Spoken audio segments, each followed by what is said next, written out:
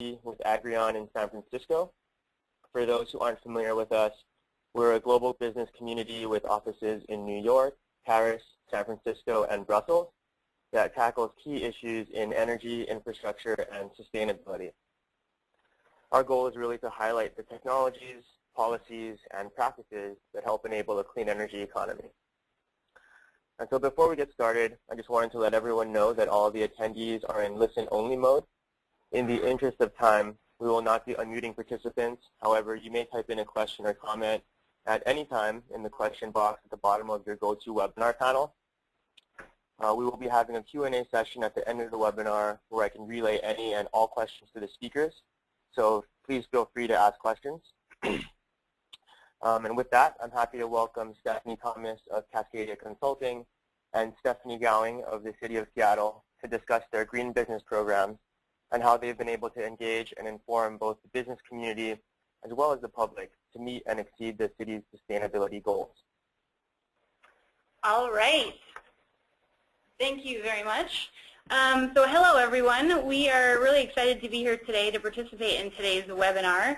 My name is Stephanie Thomas, and I'm a senior associate with Cascadia Consulting Group, and we're an environmental consulting firm that's based here in Seattle. We do have small offices in Oakland and LA, and then also Phoenix, Arizona. So we're going to talk today about the City of Seattle's Green Business Program. Cascadia, along with a team of subcontractors, has managed all aspects of the city's program since 2006, everything from design through implementation, marketing, outreach and engagement, and evaluation. And I have served as the program manager since 2012. So that's me. And then, not to confuse you guys, but we've got two Stephanies here. Hello, I am the other Stephanie. I'm Stephanie Gowing. I'm the Green Business Advocate with the City of Seattle's Office of Economic Development. And I'm going to refer it to OED just to confuse you guys with the load of acronyms that you'll probably be getting from us. But the Office of Economic Development, it's a staff of 27. It's a pretty small office in the City of Seattle. And I act as the business advocate for implementing green practices.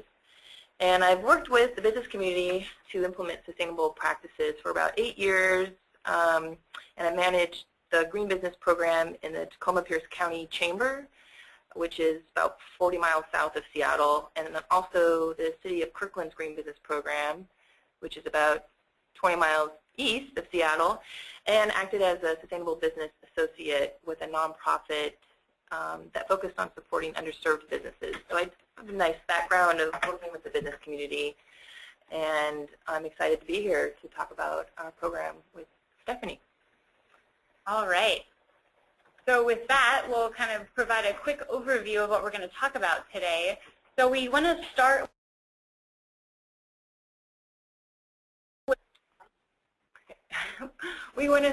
with kind of discussing the evolution of Seattle's Green Business Program. We're going to talk about some of our challenges and successes we've had in implementing that program. And then we're going to pass it over to Stephanie Gowing, who's going to talk about some of the other business support services that have been kind of brought in to help strengthen the small business community here in Seattle. And then we're going to talk about how we've actually come together with other local municipalities to actually expand our Green Business Program at a regional level, and we're actually just in the design phase for that program. So we're going to talk about that, and then we're going to get some hopefully great questions with you guys and have a good dialogue about all the great things that you guys are up to. So that's the overview, and with that I'll kind of launch into the evolution of Seattle's Green Business Program. So we've had a Green Business Program for over 20 years, and it really was built on kind of a legacy of conservation in the area, and really was meant originally to fulfill the mission of the solid waste utility. That's how the program started. And then over the years, it expanded a bit to include other utilities, including the wastewater and stormwater utilities. So long history of sustainability with the business community here in Seattle. So here's a quick kind of snapshot of some of the highlights of the program. The overall mission is to really get businesses to implement resource conservation actions in the Seattle area. So over here on the right, we've got a map, just a quick snapshot of the business touches that we had just over the last couple years to give you kind of an idea of the scale and scope of the program. So we've actually reached over 9,000 businesses since 2006. That's about 65 to 70% of the businesses in the city with more than 4 employees. So a broad range of businesses that we've reached so far. The program really focuses on providing direct outreach and technical assistance to implement green actions, so to get spill kits delivered for stormwater pollution prevention, to get signed up for recycling and organics collection, to install water and energy efficient equipment, and to really help provide information around the city's policies regarding conservation and sustainability, like our very recently passed ban on food and food-soiled paper in the garbage.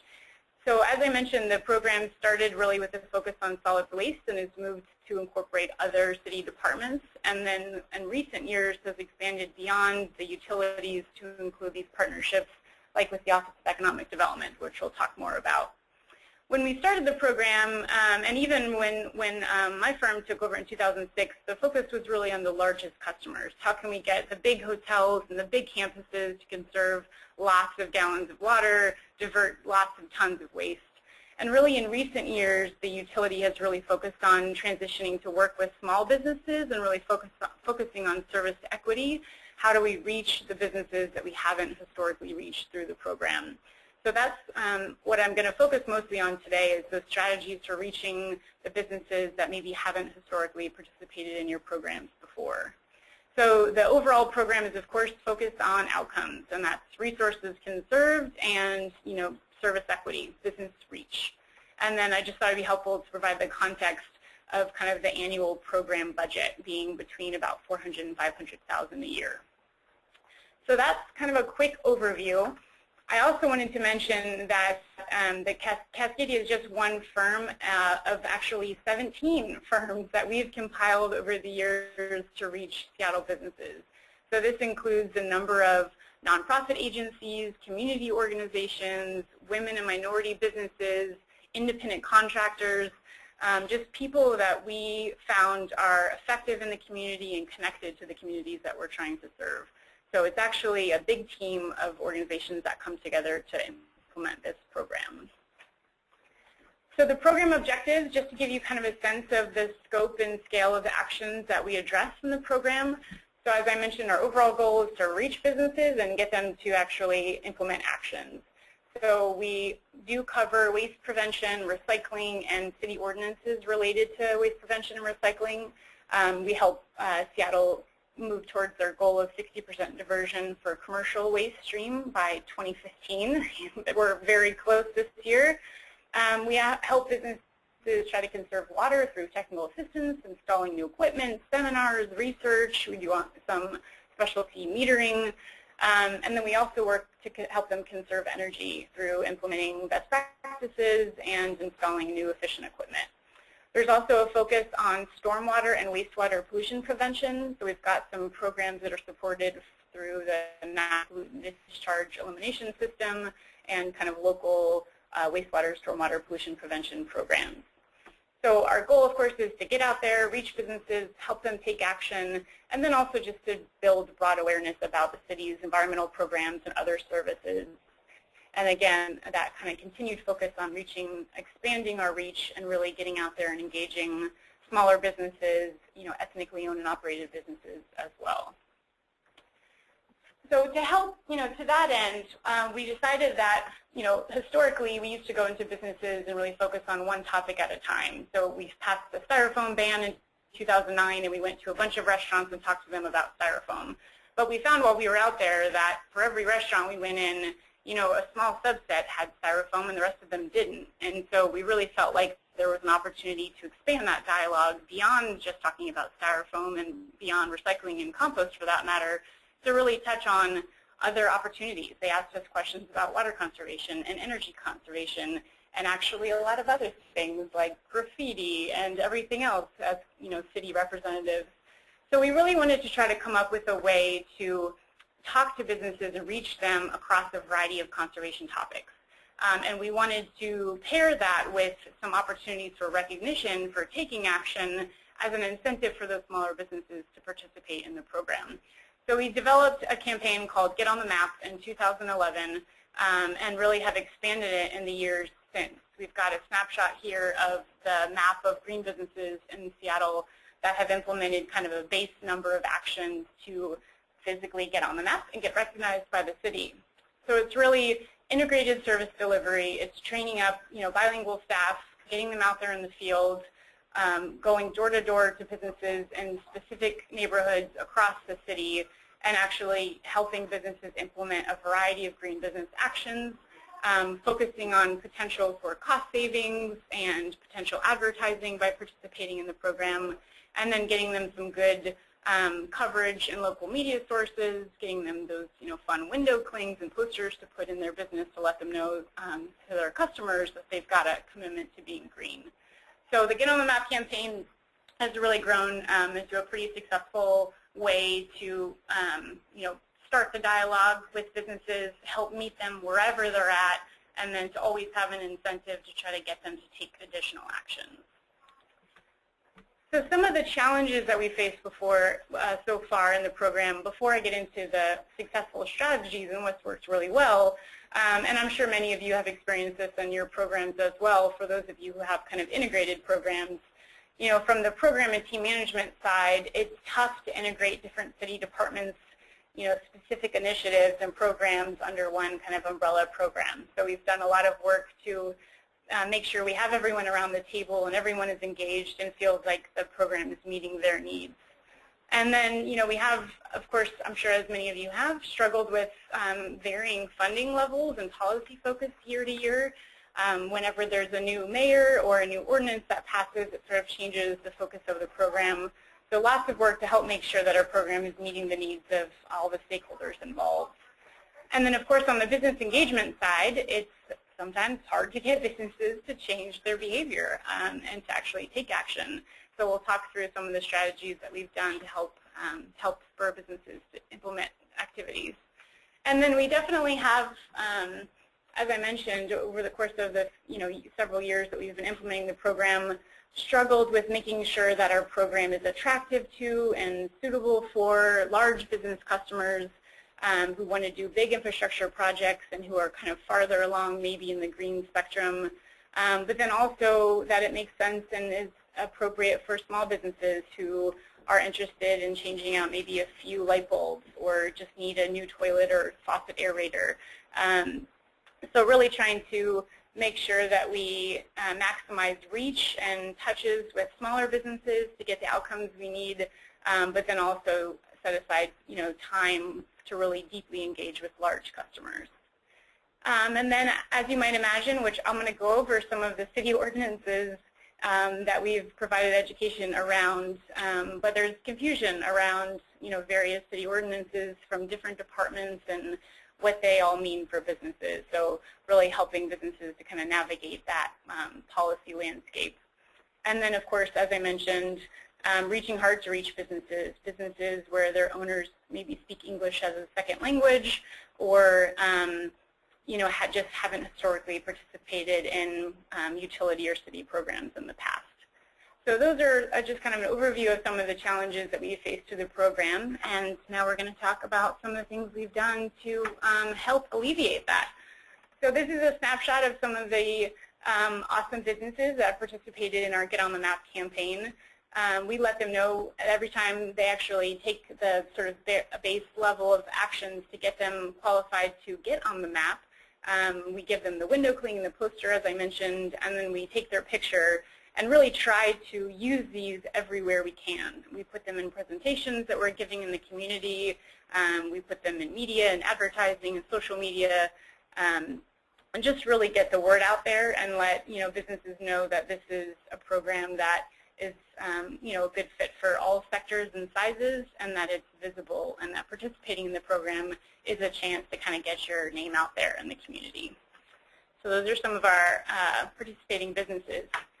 So I wanted to, before I dive into the strategies we've employed, I thought I would set the context just for one line of business. So one aspect of our program is around waste reduction, recycling, and compost service.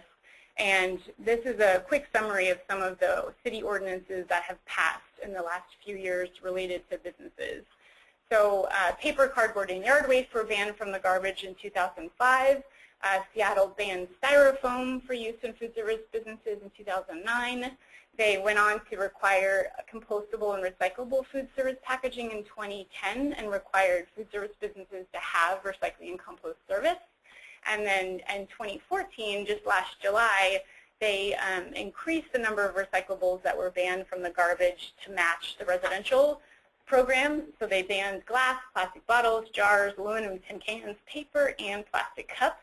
And they took it one step further in January of this year and banned food and food-soiled paper from the garbage, actually for all residents and businesses. So just wanted to make sure that you had that kind of regulatory landscape in mind.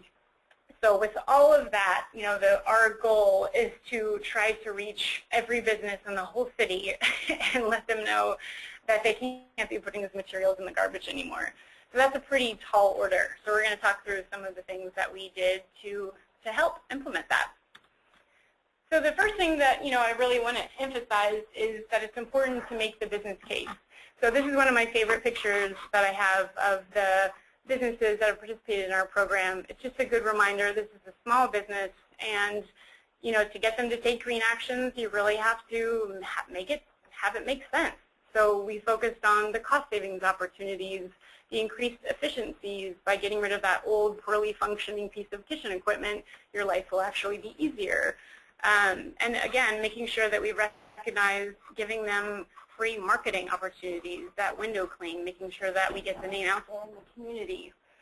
And then really trying to focus on, for the businesses where it makes sense, talking about employee and customer demands, that in some cases taking green actions might actually get you more customers in the door. So that's been sort of the primary method or message that we use when we're out talking to businesses. And then we've also really found that it's important to build relationships. Seattle is not, I think, known nationally as being a very diverse place, but it is actually increasingly very racially diverse. Our business community is getting more diverse all the time, as are most throughout the country. And so we've really found that to be able to effectively reach the businesses in our communities, we actually need to get out there and build relationships with organizations and with individuals that have existing relationships with the businesses we're trying to target. So this is a snapshot of one of our staff members at a local business association group. It's the Martin Luther King Business Association in Southeast. There's a very diverse membership group there, and so we got on the agenda for one of the kind of regular evening meetings at a local restaurant, and just gave them some information. And through our program, actually identify people we can potentially contract with directly. So really trying to find those organizations that have cultural ties, individuals that have cultural ties, and really bringing them into the program. So this is an example from a training that we did a couple years ago for some team members that we brought on specifically to reach the Korean business community in the University District in kind of northeast Seattle, and then also the Vietnamese community in southeast Seattle. So we really asked around to those community organizations, who do you know that's influential in the community, who can deliver our message effectively, and then actually brought them onto the team, got them trained up, and actually ended up subcontracting with them to help deliver services through the program. So we've also found that really to be effective, again, at reaching diverse businesses and really small businesses of all types, you really need to increase the accessibility of your program. So if your main strategy is to have a large workshop or event downtown at 2 p.m.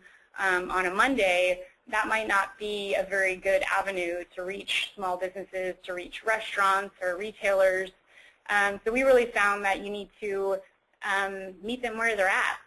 And this is an example of when we did do the styrofoam ban in 2009, we went into Seattle's International District and hosted an event right, next door at a facility that we got for free there, and actually brought packaging vendors there. We brought interpreters and translated materials, and we actually had free packaging giveaways, and just really tried to come up with an event that would effectively reach businesses and help them engage in the program. So in addition to having events or those kinds of things, we really want to emphasize using a variety of engagement strategies. So I think, again, one of the things we found in the many years of working with larger businesses, we really needed to tailor our approach a little bit differently for smaller businesses. And that's really why, through the Get on the Map campaign, we focused on this kind of door-to-door neighborhood-based approach, where we could go into a neighborhood in the city that had kind of a geographic cluster of small businesses and could actually physically go door-to-door and meet them where they're at. So that has been a really effective method. It's not the cheapest or most efficient method to reach businesses, but to really get the outcomes that we're trying to get with small businesses, we found that to be the most effective approach. And then, of course, there are a lot of other opportunities through social media, through direct mail, where you can get, sort of your information out at a broad level. But really, we found that it takes a lot of different kinds of approaches to effectively reach your diverse business community. We've also found, as I mentioned, that really the strategy of creating kind of a one-stop shop has been super effective. So we tried to partner with our different city departments to provide kind of a basic level of training on the Green Business Program, so that when Stephanie Gowing and her team at the Office of Economic Development are out talking with small businesses about loans and other kind of business development resources, that they can be, making sure they make that connection to green business services. And again, not having a bunch of different people go out and touch these businesses on a bunch of different topics. So in earlier years in the program, we'd go into a business to talk about recycling or composting, and they'd say, "You were just here." And we'd have to say, "No, that was actually the energy utility," which is a different person. And so there really just wasn't very much coordination with outreach efforts. So we're really trying to move towards kind of an integrated approach where we can have staff that are cross-trained in other departments and resources and can really provide kind of that one-stop shop for information. We've also, over the years, have really tried the best we can to move away from a bunch of paper forms and a bunch of outreach materials and flyers and posters that we leave the business with. We've really moved towards trying to integrate technology in the field. So we actually have our staff go out with tablets and actually capture information about the visit directly into a CRM, customer relationship management, Salesforce database, and actually provide referrals to our program partners directly there on site with the business, complete the spill kit application right there on with the business, actually fill out a toilet, change out rebate form directly with the business, really try to be as efficient as we can, get as much done as we can with the visit, with that first visit by using technology right there in the field. And then, of course, a classic engagement strategy is to give free stuff. So as I mentioned, with the recycling and composting requirements, these materials have been really popular. We've created some really awesome posters and graphics that we actually have all up on a public file sharing site, so we'd be happy to provide links to those for those of you who haven't seen those or don't have those yet. But we have the kind of native design files, and we also have all the individual images so they can be customized to see what makes sense for your jurisdiction. So we offer this kind of free set of posters. We have bin stickers. We actually give away free recycling and compost bins for some of our food service businesses. And then we have a number of other free resources around other lines of business, like for water, we actually do a direct install of sink aerators. For the stormwater pollution prevention program, we actually deliver free spill kits and provide training for staff on how to use them to prevent spills and to respond to spills if they do happen. So we definitely start with kind of the free stuff, get them engaged in the program, and that way see hopefully some immediate benefits potential cost savings, and then really try to keep the relationship going to get them to take additional actions that maybe require more time or money investment. We also have a multilingual hotline service through the program. So this is a snapshot of the back of our business card, and we give that out to businesses when we're doing direct outreach, so that businesses do have a way to call in and get in-language support through the program. And then we've really found that, again, to reach those businesses in the city and the community that we haven't historically reached, that really there's a variety of neighborhood and ethnic media opportunities. These are often, cheaper ways of reaching businesses than some of the sort of more traditional media outlets. This story, this was kind of a fun project we did in a plaza that actually had, it was 90% owned by recent refugees and immigrant businesses. And we actually facilitated kind of a custom toilet rebate and changed out every toilet in the whole building. These were, 25-year-old buildings. So we actually, the building owner and each individual tenant was going to see significant cost savings. And of course, it just made for like a fun visual. So we got really good earned media coverage, and then also made sure to partner with the local news outlets to make sure that the story made its way into the kind of ethnic and local neighborhood media. So those can really be great resources to get the word out. And then I'm sure most of you have updated your print materials over the years, but that's really something that we're trying to move towards as well, really trying to use community-based social marketing best practices to make sure that our materials call out kind of the top barriers and incentives for action, and that they're highly visual with limited text, and that we, at a minimum, translate into our kind of core languages, and then also use more and more trans creation in addition to translation, where we really try to make sure that the message makes sense in the different languages and that we're not just doing a direct translation for words that don't make any sense for the target community. So really trying to update materials and use some community-based social marketing best practices to do that. And then, of course, we've found that videos and social media are great ways to engage businesses. We've tried to, as I mentioned, feature local business participants in everything we do. This video is actually an awesome, really good video that we've got up on our YouTube channel. You should check it out. But this, the Managing Your Waste video, we actually found a local Cambodian business owner who agreed to be the actor in the video, and it's just awesome. I mean, he actually is a really influential community member, and so having him sort of show support for the program has been really effective. And then, of course, recognizing participants, as I mentioned, is really a critical component of the program. We've found that small businesses are much more likely to take action and to listen to us and to care about the program if they think they might get some new customers in the door because of it. So as I mentioned, we've got the certificate that's signed by the mayor, and then your standard window cling. You know, when we were developing the marketing materials, we did a kind of some surveys of businesses, like, do you really want another window cling? You can kind of see there's a lot of other window clings out there. But they were really adamant that they loved the idea of the window clings, and particularly something with, the City of Seattle's logo on it. It just really gives kind of instant credibility to the business. And then, as I mentioned, we've got the online map of green businesses, and as soon as businesses take the minimum number of actions, they're either greener or greenest, depending on how many actions they implement. And then you actually, they can put their logo and some information about the business and then what they've done.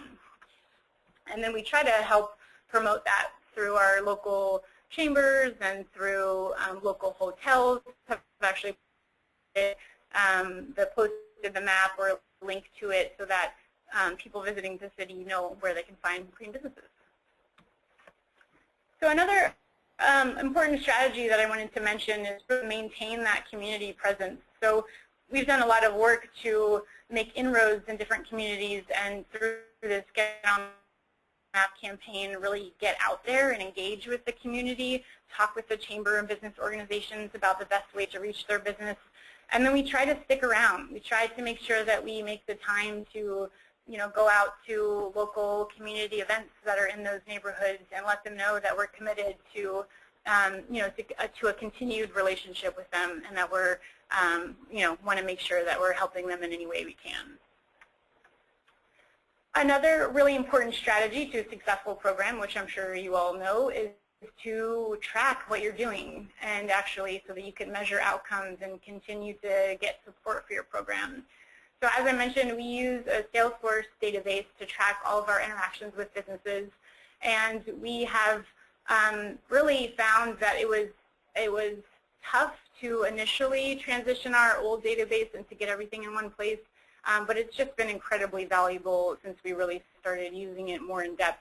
A benefit to using Salesforce is that they're always coming up with new add-ons, and we can just benefit from that work.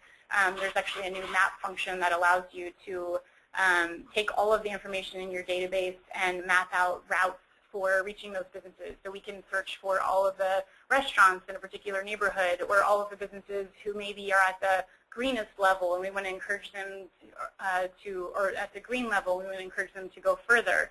You can actually kind of map out all those businesses and then actually kind of create the most efficient route for you to go out there and reach those. So just really powerful tools for tracking the work that we're doing with these businesses and to referring them to our service providers so that we're actually getting them to take action. And of course, with that tracking comes the importance of evaluating your efforts to see how effective you are at achieving your goals and reaching those businesses. So we do a number of strategies, including local business surveys, focus groups with incentives for attendance, and then we'll also occasionally do a third-party evaluation of the program just to get some good feedback on how well we are engaging the businesses we're trying to reach. So what does success look like after all of that? So as I mentioned, we've reached over 9,000 businesses in the last few years, including 5,000 site visits, and 350 of those businesses have gotten on our Green Business Map since 2011. We've diverted over 10,000 tons of garbage from the landfill, and actually performed over 75 waste audits for businesses to help them figure out what their garbage looks like and how we can help them divert more to recycling and compost. We've reached an awful lot of businesses through a variety of means, including direct mail and our social media pages, and have actually attended or staffed over 100 events in our community throughout the last few years. So lots of touches with businesses. And then on the water savings front, we've saved over 400,000 gallons of water, and that number really only encompasses the number that we can measure. So we don't you do a lot of utility bill comparisons for our behavior change and best management practice type outreach. This is really more associated with some of those equipment upgrades that we do, so we expect that the number is actually much higher than that. And then we've delivered over 2,500 spill kits, pollution prevention spill kits, to help prevent materials from going down the storm drain. So really, good tangible results from the program. And then that's just a quick snapshot of some of the energy savings we've achieved through helping businesses implement energy efficiency upgrades. All right, so that's a little bit about Seattle's Green Business Program, the kind of evolution from a single line of business focus to a more integrated service package, and all of the different strategies we've employed to reach businesses over the years. And with that, I'm going to pass it over to Stephanie Gowing, who's going to talk a little bit more about other programs and services that are available to Seattle businesses. Great, thank you. And Cascadia has done an amazing job for the City of Seattle, and so thank you for those great talking points. So yeah, I'm Stephanie Gowing. I'm with the Office of Economic Development. I am the Green Business Advocate. And OED is a small but mighty office. Like I said before, we have 27 staffers, and we support economic development in a number of sectors and areas with a focus that's financially, environmentally, and socially sustainable. This is our mission. We help create a sustainable economy with broad shared prosperity. And we strive to be innovative and action-oriented, and how we do this is working effectively with partners to ensure maximum impact. And some of those partners are the same that Stephanie is referring to through their Seattle Green Business Program. So it's a nice way of collaborating through our partner services.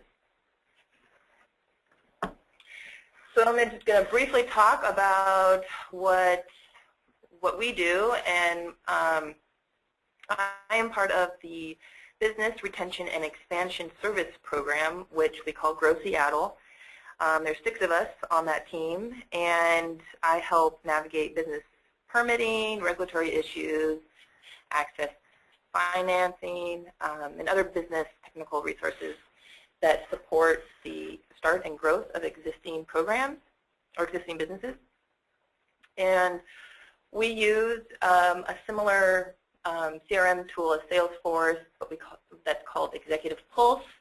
It's more in line with economic development functions, and we use this to measure a lot of our partners' work. And I just wanted to bring the attention that the most requested need for service from the business community is environmental. It's just under business consulting technical assistance.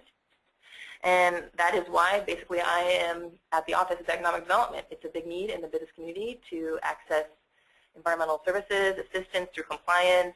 You saw just one slide of the solid waste piece that a lot of businesses are thinking about, and that is why our office has a Green Business Advocate on staff. And since Grow Seattle started in 2010, they have reached a little over 1,700 businesses and provided direct assistance. And as I mentioned, this is through a number of different partners, and we are collaborating with about 30 different chamber organizations as well. That's a new piece this year that's coming out.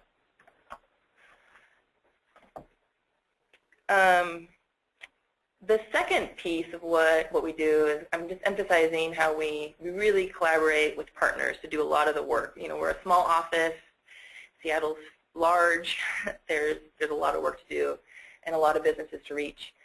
And some of the partners that we work with are the same that are on the Seattle Green Business Program. So you can see some similar logos. And that's a nice resource because we can collaborate on scope of work and training and just being on the same page really with utilities in our office on how we want to leverage our partners' work in the field and supporting these businesses. Just reiterating Stephanie's comment about how businesses really don't want to be inundated with a number of people coming through their door. They really just want one person to help them and really build those relationships. So just collaborating on with our partners on that effort has been really crucial.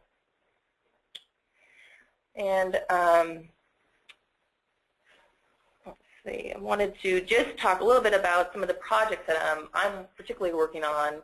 And one is just working with Northwest Seeds. You saw the logo down there, and our lighting utility to create more innovative financial mechanisms to create more solar projects in the South Seattle area. We have some great incentives here in Washington State for the residential side of things, but you don't see as much solar on commercial, and so we're working towards that progress in the next year. And another project that I'm managing is a private-public partnership with 4 large buildings that capture and centralize real-time data from equipment. So, for example, one of the buildings is the Sheraton Hotel, and they have 324 machines all connected. So that's like the elevator, the cooling towers, the HVAC, the escalator. I don't even know if they have escalators anymore. Anyways, there's a number of connectivities there, and so this this information is used in real time, and so engineers and building owners can see how their systems are performing and make changes as they come. And this project was grant funded, and one of the partners is Seattle 2030. They're our main contractor, and they're also a partner in the Seattle Green Business Program. So just, you know, even though the pilot that I'm referring to is called the High Performance Building Pilot, it's a little different than the Seattle Green Business Program. Having that one contractor that knows about and supports both programs is really beneficial, because they're supporting the pilot, but they're also working with those building owners and saying, hey, are you familiar with the Get on the Map program, for example? So it's great. And so I just want to give you another business, a more recent business service example. So Seattle Legal Messengers is a small business in Seattle, and they have about 15 FTEs, and they were visited on behalf of the Grow Seattle program, and they had a number of complaints. Good guys, just lots of issues, just kind of upset with the city. So they went through our referral system, and one of the needs from them was understanding financing that's available for some projects that they wanted to get done. So I went out there and met with the business owner and understood a little bit more of what he was looking for, and really helped get him going through the process of navigating all the different departments in our office, in our government. So he's got, you know, solar installed. He had a retrofit done, a lighting retrofit with Seattle City Light, and, you know, obviously a contractor. Then he had some issues with his storm drain, and just this whole process, he was just really, really impressed with the support that he got from the city, because of just a quick response. Even though he's a small business, we were treating him as, you know, for example, a Sheraton hotel. We were responding quickly to his needs, and we use that through the Grow Seattle portal that helps send referrals to a number of different departments to get those actions completed. And while we were working with them, we really helped them progress to the Get on the Map program, and they are now a greenest business, and they're really really excited about that. And we hope to actually have them present at the Go Green conference, just on kind of navigating the different departments and services that they have touched through this process. And so this is just a, you know, this month's kind of example of how Office of Economic Development has been working with the public utility and the Seattle Green Business Program. But although we've had great successes in collaborating more recently, we have had a number of challenges. And this is just a visual of the program service delivery pathways from the City of Seattle, and, you know, how they engage the business community. And this was done in November of 2011 from Cascadia did some work for our office, and just understanding the strengths, the challenges, and the opportunities for improving the city's environmental and sustainability services from a number of different departments. And as you can see, there's just a number of services and programs. They touch different not lines of business, but different sectors and sizes, and they have different outreach strategies. And really this report uncovered that there is a lot of opportunity for improvement. And Stephanie touched on a lot of that earlier, but the gist is that there isn't really a comprehensive systematic coordination amongst our programs. And there's a lot of programs that target similar business segments, but it's not really clear on the outreach and marketing efforts that are being done as far as engagement goes. And as far as service delivery goes, again, many offerings are not coordinated within all the agencies in the City of Seattle. And as far as program support goes, programs have different systems for tracking and reporting. There's a great example that Seattle Public Utilities and City Light through the Seattle Green Business Program use Salesforce, whereas Office of Economic Development uses Executive Pulse. It's just one example of how different departments for these programs are using different tracking and reporting and performance evaluation processes, which really makes it difficult to share and compare and aggregate data to to improve programs. And so there are a number of challenges, and we are working towards improving those challenges. And I just wanted to give you this visual of just a little taste of how many programs and services there are in the city of Seattle, but just the need to collaborate and improve the coordinated effort to get on the same page is really challenging, but exciting as we progress to the next phase. And which Stephanie is going to talk a little bit about this next stage and how we are not only collaborating better at the City of Seattle, but we've also are working with other partners in a more regional effort. Awesome, thank you. So yeah, I was going to take the baton back, Stephanie Thomas again, and talk about this regional effort, but really coming back to this slide. So we put this together in 2011 and sat down with these program managers. Each of those little bubbles is a different program that's targeting businesses around sustainability and conservation in Seattle, and each one has a flyer and some stickers and materials. And so we really got together to say, it's great that Seattle is such a plethora of services and programs and opportunities for businesses, but the business community is really struggling to figure it all out. And we really want to try to be more cohesive and coordinated and kind of have a united front so that we've got all these awesome systems and support services on the back end, but we're under one umbrella when we're out there talking to businesses. And that's really where the kind of integrated green business program and Get on the Map recognition campaign came from. So we have been working towards doing that in the city, and I think today it's just leaps and bounds better than it was a few years back.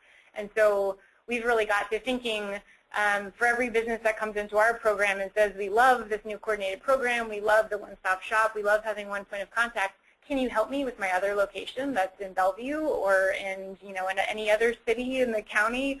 And that's where we have to say, sorry, here's another list of 5 to 10 service providers that you're going to have to call. So we really set about trying to fix that as well. And we got together with a few other, with all of our city departments that had all those services that we just saw, and with some other local cities like the cities of Bellevue and the city of Kirkland who had kind of existing green business programs. And then we also talked to other county programs.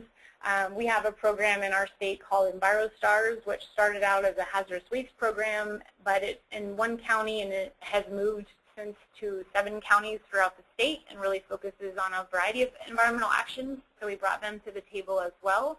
And we really came together and actually developed, kind of outlined a concept paper for, with the goals really of coming together under an umbrella program on a regional scale and trying to increase access to businesses, increase efficiency in the delivery of our services, and to get more outcomes for lower costs, to really help leverage everyone's funding to reach and engage more businesses more effectively.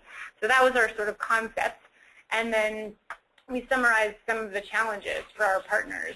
Currently there's a lot of different information out there that's competing for business attention.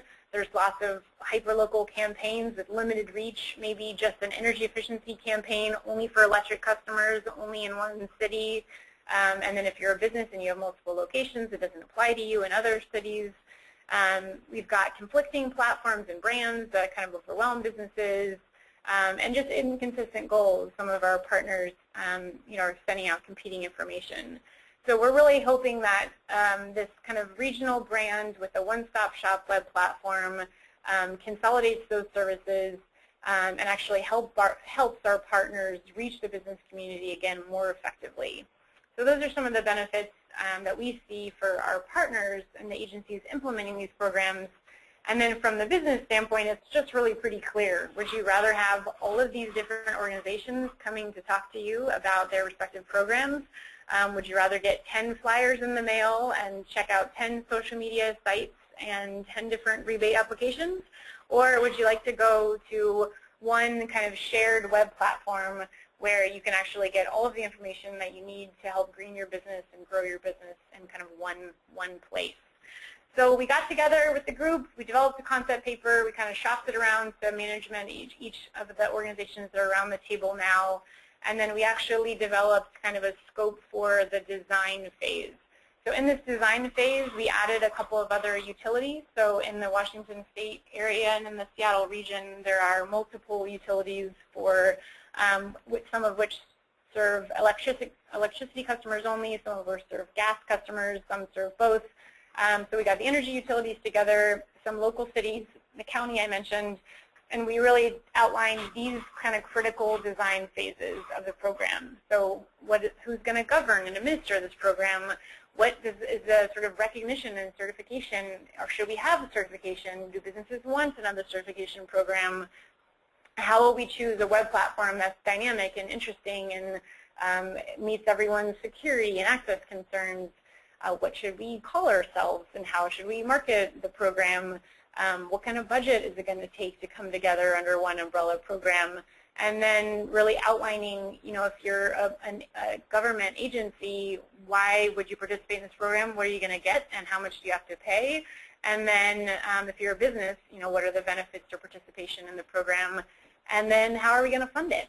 So that's where we're at now. We're in this design phase, and it's been really exciting and really challenging and really fun. And any given day, we're pulling our hair out or celebrating some major milestones. So we've been moving through the design phase. We've got our last full team meeting next week, and then we should actually have a good handle on the next steps, which would actually be moving into the implementation phase and recruiting some new cities and counties to join forces. So throughout the design phase, as I mentioned, we started with kind of our partners in King County, all of the city departments that are participating in the Seattle Green Business Program, our other kind of local, bigger cities that have established programs, EnviroStars, which is again now in 7 cities throughout the county, PSC and SNOPUD, which are energy utilities. And so our goal is to eventually move towards more of a statewide program, similar to the California Green Business Program, where there's actually kind of a similar set of metrics, a similar brand, similar process for businesses throughout the state. So we're talking to organizations like the Washington Department of Ecology and EPA to figure out how we can help make something like this happen. And we're also consulting with other kind of good national resources. So we've definitely connected with a number of program managers, hopefully many of you, when we want to continue that dialogue, and actually looked at this National Summit on Green Business Engagement Programs as kind of a model of an opportunity to collaborate and share best practices. We also got some interns to do additional research for us and to conduct surveys with all of the folks that were participated in this National Summit workshop. So we've got good data on what's happening out there and what other places are doing. And again, we just want to give a shout out to California. The program managers for the California Green Business Program have been super helpful and have been really just vital to moving our regional program along. They've provided a lot of helpful information on how they developed their program, what kind of budget they put together, the stakeholder engagement process they went through to make sure that the program worked for the business community.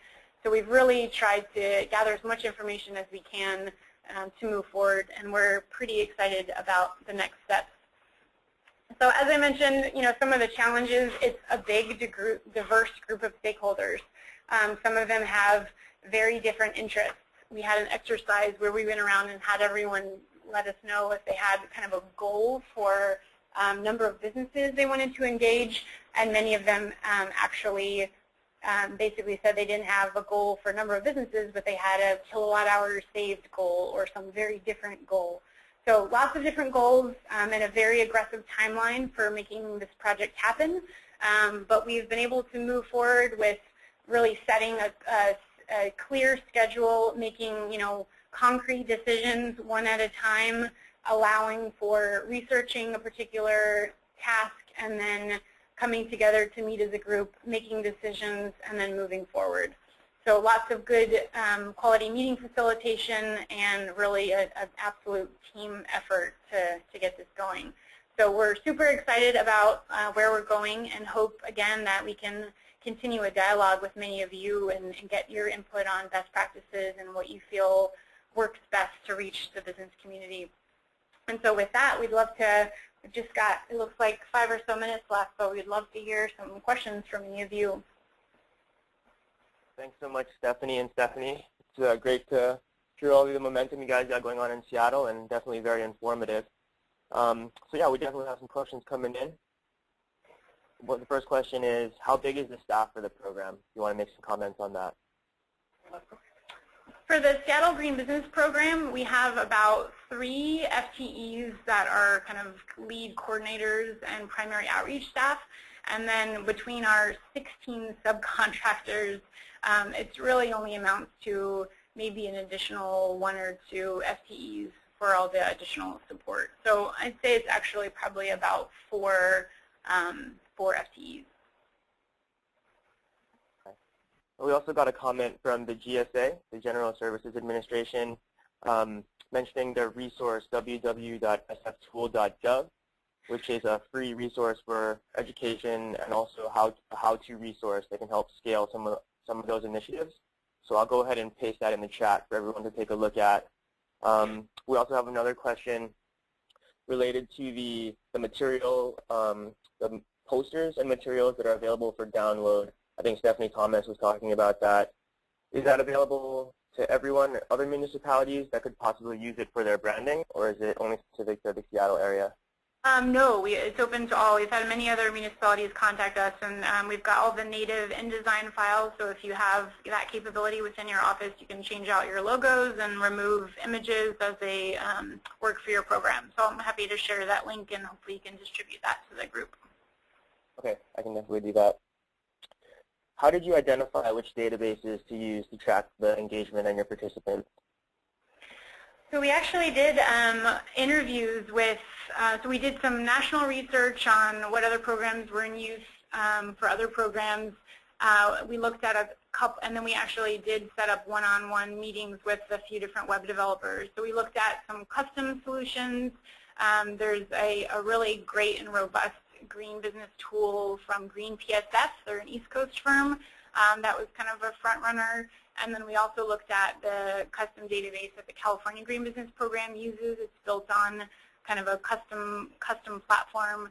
And then we ultimately went with Salesforce, which even though it's definitely a bit expensive, just because of the compatibility with a lot of other cities that are using it. There's cities in Colorado and other just other municipalities around the country that are using it.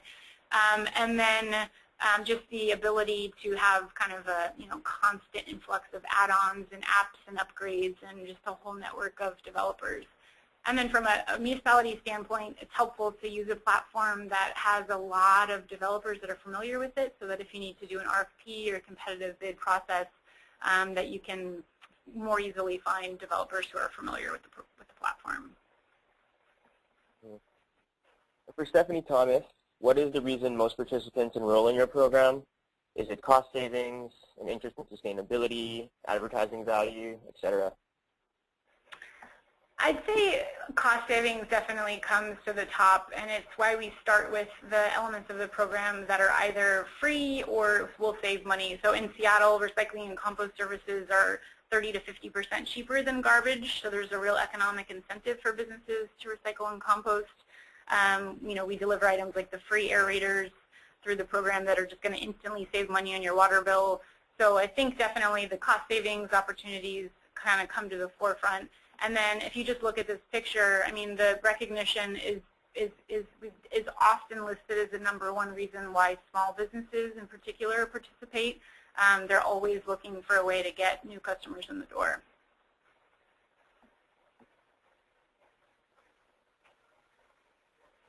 And has electronic waste been incorporated as part of these initiatives? Yes. So hazardous waste is actually the major focus of the EnviroStars program, and they're a big team member in implementing the program. So electronic waste and hazardous waste is definitely a focus, and business, it's actually one of the primary green actions that businesses can take to get on the map and get recognized. Another question for Stephanie Thomas. The programs chart you showed, how did you facilitate that? Oh, the process of gathering all that information. It was actually a research study that was requested by the Office of Economic Development and the Office of Sustainability and Environment.